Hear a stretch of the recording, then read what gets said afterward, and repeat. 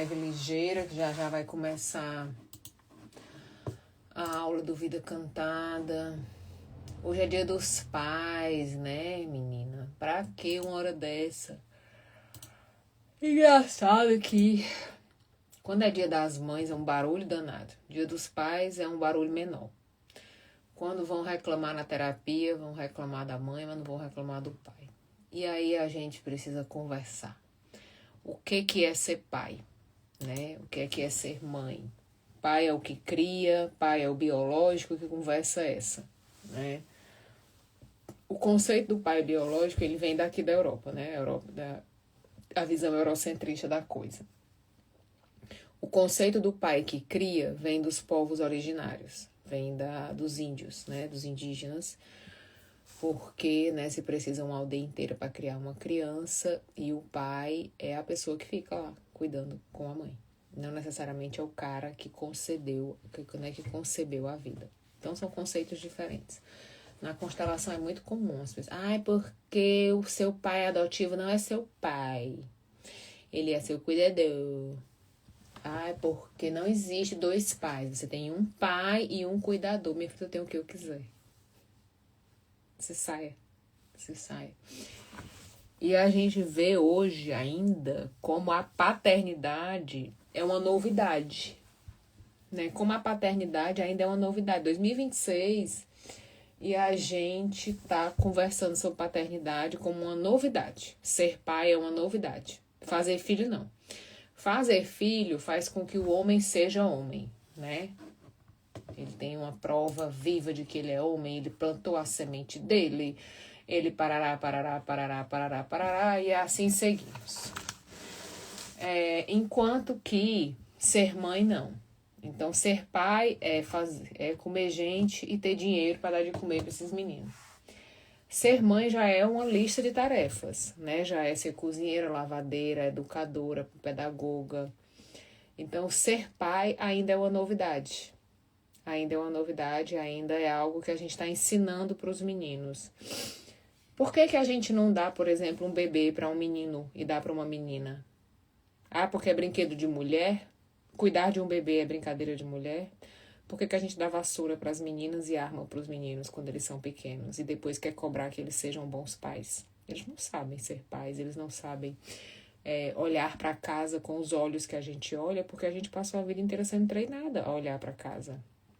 Eu tenho uma amiga que estava discutindo que ele fala, a minha mulher mandou eu olhar o arroz. Eu não sei olhar arroz. Claro que ele não sabe. Ele nunca teve que olhar para o arroz, estava pronto quando ele chegou. Então, o cuidar, e quando a gente fala do cuidado da casa, quando a gente fala esse cuidado vai se expandir para as outras relações, porque cuidar da casa é cuidar primeiro de mim. Cuidar de mim é aprender a ser cuidado, a ser amado, e a importância e a diferença que isso faz na minha vida. Quando eu aprendo a cuidar da casa, eu aprendo a cuidar de mim, eu aprendo a me conviver com isso, eu posso aprender a cuidar de outra pessoa. Mas quando eu não tenho nada disso, fica difícil depois, eu com 30 anos, alguém me dizer que de repente eu tenho que cuidar da minha roupa, cuidar da minha casa, cuidar da minha rotina, cuidar da minha alimentação, cuidar até de outra pessoa. Isso nunca passou pelas minhas experiências, tá? Então, nós estamos falhando muito na nossa educação com as pessoas, no cuidar. Por que a gente falha na educação? Porque nós somos expertos em fazer coisas para os filhos, não com os filhos. Tudo que você faz para o seu filho alimenta o teu ego, acalma o teu coração e é rápido, é fácil. Tudo que você faz com o seu filho demora, dá trabalho, cansa, aborrece. E aí é mais fácil fazer para o filho do que com o filho. E daí para frente é só para trás. Porque aí, se você não tem paciência e dedicação com ele, como que ele vai aprender o que é paciência e dedicação com outra pessoa? A gente tem um lugar muito de ter medo dos pais. Medo. A gente aprende muito cedo a ter medo dos pais e a gente demora muito a aprender a admirar os nossos pais. Eu que trabalho com terapia familiar, é incrível como é difícil trabalhar o adulto ver, admirar os seus pais. Ou ele tem medo dos pais, ou ele admira a história de superação do pai. mas ele não admira esse cara na tarefa de pai. Ou não admira essa mulher na tarefa de mãe. Admira a trajetória de superação que ela passou, que ela viveu. E isso já diz muita coisa. Isso já fala de muita coisa das nossas relações, né? Manda aí um assuntinho. Quem tem uma treta com o pai, né? Quantas vezes a gente vê na mídia o pessoal querendo aproximar a Cléo Pires do Fábio Júnior e não sei o que, não sei o que, não sei o que, não sei o que. É uma loucura. É uma loucura, né? Eu vi um vídeo da Virgínia esses dias, que é ela com o bebê. Eu vou fazer um react desse vídeo. A quantidade de vezes que ela olha para a tela é infinitamente maior do que a que ela olha para o bebê. Então, as nossas relações, elas estão muito mais para a tela do que para o indivíduo. Sempre que a gente pede para o homem fazer alguma coisa, botamos defeito. Isso não é só do homem, tá? Isso se chama comunicação crítica. A gente estava falando sobre isso na oração hoje de manhã. Nós somos doutrinados, porque nenhum bebê nasce assim. Somos doutrinados a procurar problema. Somos doutrinados a procurar defeito no outro. E principalmente a mostrar para ele que ele tem defeitos. Que nada mais é do que diminuir o outro. Isso é a comunicação crítica, analítica, crítica, né, acusadora. Nós temos muita dificuldade em olhar para o outro e ver a grandeza do outro, e ver as qualidades dele, e agradecer o outro, e valorizar o que o outro faz, porque nós não fomos doutrinados a isso. Nós fomos doutrinados a, se você tirou 10, você não fez mais do que a sua obrigação. Se você tomou banho, isso é o mínimo que você faz. Então, nós não conhecemos o diálogo do elogio. Nós não conhecemos o diálogo de olhar para o outro e valorizar no que ele é bom. Ou de agradecer a ele pelo que ele fez. Porque se eu quiser, com certeza o que eu vou fazer é diferente do que o outro fez. Não quer dizer que o que ele fez é insuficiente, tá? Então a gente tem muita dificuldade de olhar a qualidade do outro, de olhar a grandeza do outro, de olhar a força do outro em qualquer tarefa.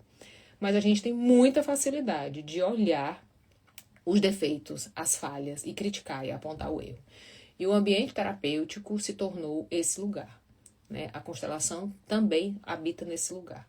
Então, hoje em dia, ser terapeuta se tornou um lugar extremamente opressor. Os terapeutas têm uma comunicação extremamente opressora, de apontar o defeito, de debochar, de criticar. Ah, você não quer melhorar, você não quer crescer. Ah, mas você não quer tomar a sua mãe, então não posso fazer nada.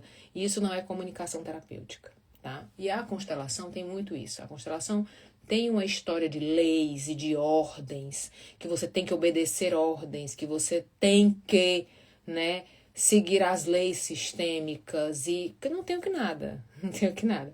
Então, o que é um processo terapêutico não está muito claro nas terapias, do modo geral, né? Até mesmo na psicologia, do modo geral. A gente tem muita necessidade de consertar o outro, de colocar defeito. Cara, ninguém precisa ser lembrado dos defeitos que tem, a gente sabe. A gente sabe. Ninguém precisa ser lembrado, mas como é bom quando alguém te lembra o quanto você é bom em alguma coisa. Como é bom como alguém te diz, cara, nisso aqui tu é bom. Nisso aqui, aí tu deu teu nome. Aí tu fez. E eu não tô falando de uma bajulação falsa. Eu tô falando de simplesmente reconhecer. Né? A gente que trabalha com terapia, a gente conhece o poder do olhar. Quando eu olho para alguém reconhecendo ele, ou seja, conhecendo ele de outra vez, conhecendo ele de outra forma, dando a ele um outro lugar na minha vida, reconhecendo ele como capaz, como bacana, como cara, aí tu deu teu nome, sabe? É muito diferente. Muito diferente. A Socorro tem uma tese de mestrado sobre a questão do olhar. Eita, menina, uísque? Guaraná. Se eu tomo Guaraná na Europa, sou assim. É o xarope misturado. E aí... Tu não botou água com gás, não, miséria? Botei sim. Cadê o gás? Então sem gás. Pois ele faltou. Faltou o gás. Vá, cuide de sua vida. Vou já começar o Vida Cantada. Aí a outra tá falando que é pra elogiar os filhos, tá reclamando dos filhos. É o nosso jeitinho, é o nosso dialeto. Dialeto nordestino. Entendeu? E isso é muito engraçado, porque aqui Eu moro na Europa, né? Aqui as pessoas falam muito obrigada por tudo. Por tudo. Obrigada por você ter feito isso, obrigada por você ter feito aquilo. Que bacana que você reparou nisso. Que bom que você é observadora, você é muito rápida, você é muito resolvida. As pessoas estão toda hora te lembrando nas pequenas ações do dia. Quando eu trabalho aqui, quando eu faço alguns trabalhos aqui, é incrível como eles fazem questão de enfatizar o seu lado bom. Eles não estão olhando pra mim pra dizer, nossa, teu holandês, né, podia melhorar, né, já tá com 5 anos, você tá aqui, nossa, não sei o que, não sei o que, lá no Brasil tem Coca-Cola. Não, isso não existe, essa conversa não existe.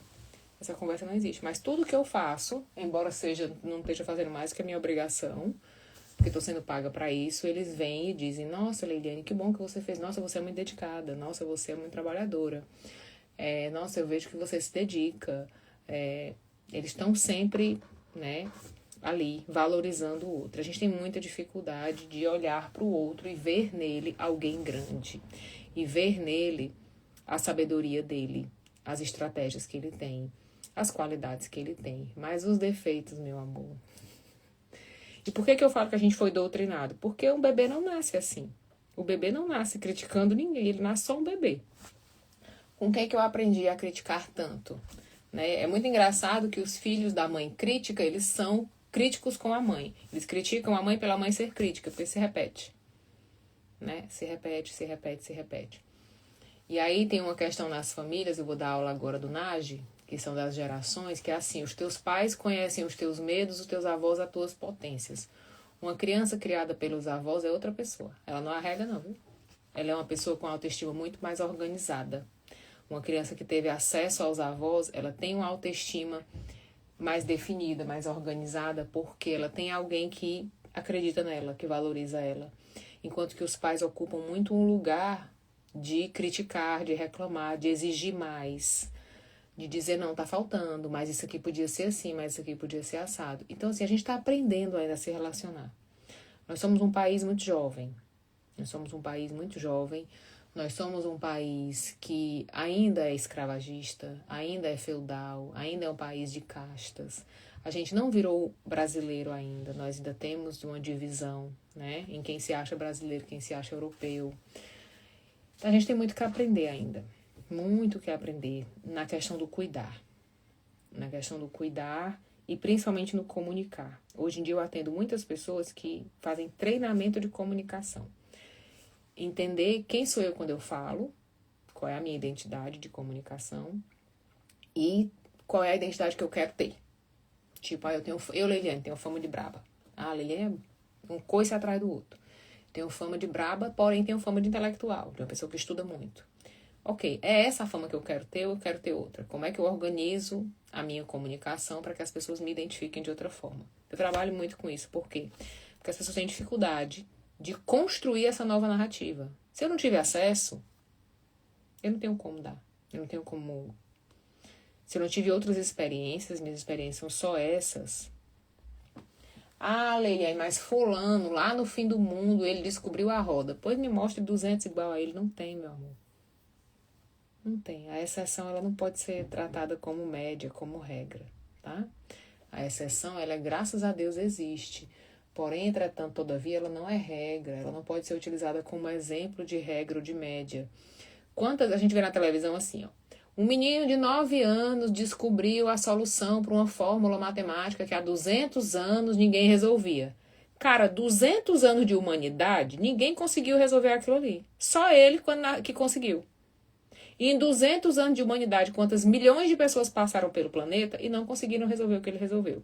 Então, a habilidade de resolução, de adaptação, de negociação, são habilidades diferentes em níveis diferentes. E de vez em quando vem esses fora da curva que resolvem um BO. Mas eles não são maioria. Eles são uma exceção raríssima, tá? Vou embora. Vai começar a aula de Lealdades Invisíveis com o Renato Russo, que é Dúvida Cantada. A gente teve supervisão ontem que foi babado. A gente se vê. Cuida.